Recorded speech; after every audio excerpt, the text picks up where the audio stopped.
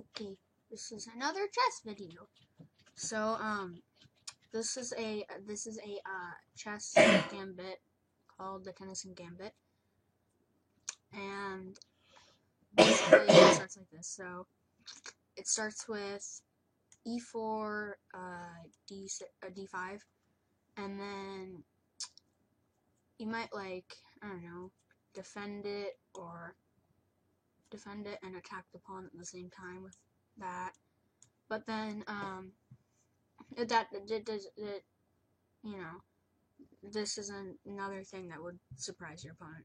So, if they didn't know this trick, of course.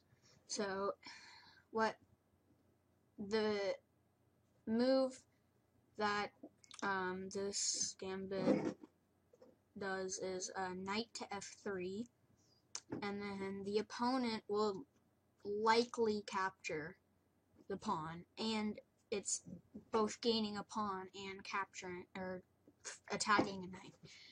And then your next move is knight g5, and then now the opponent has a few options. There's three main options. There's four actually. There's f5, which seems like a good move, but then that's opening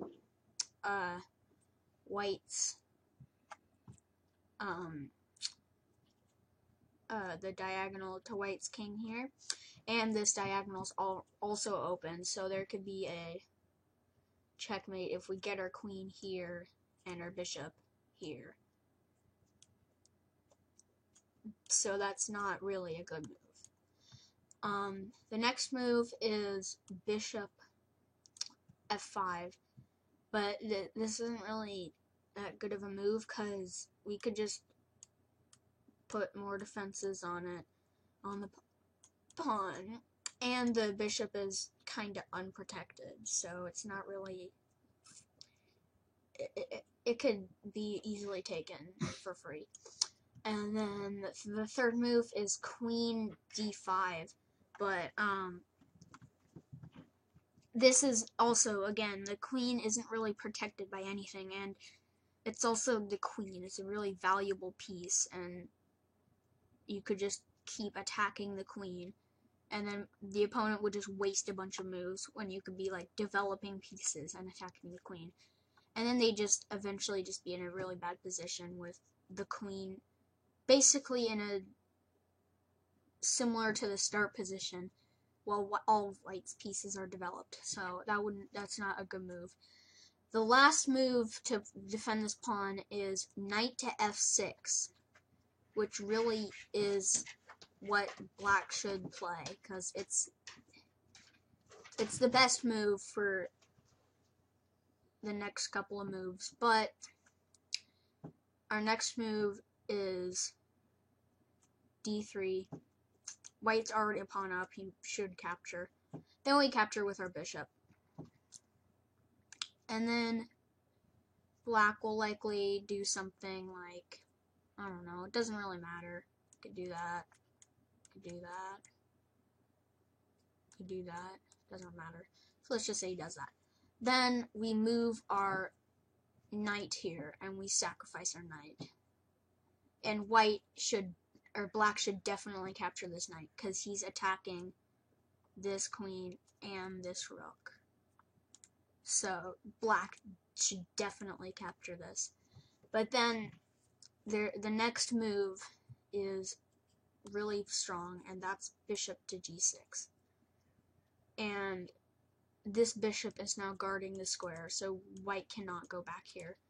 And no matter what white does, or no matter what black does, it doesn't matter. There's no way to defend. Let's say black just captures the bishop. He should capture with the pawn, but either way, we just take black's queen, and now black is down a queen. And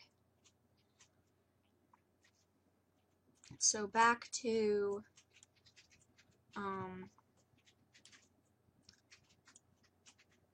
no, what the heck?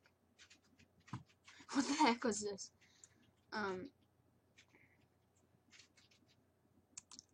back to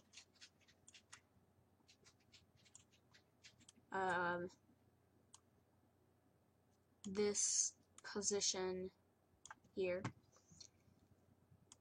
If white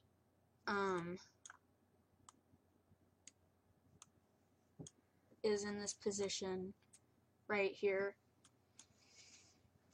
I think he should just give up his pawn and maybe do this. He could still get pretty good control of the center. And he could definitely avoid getting his queen captured. So yeah, that's it basically for this video. Thank you for watching. Bye.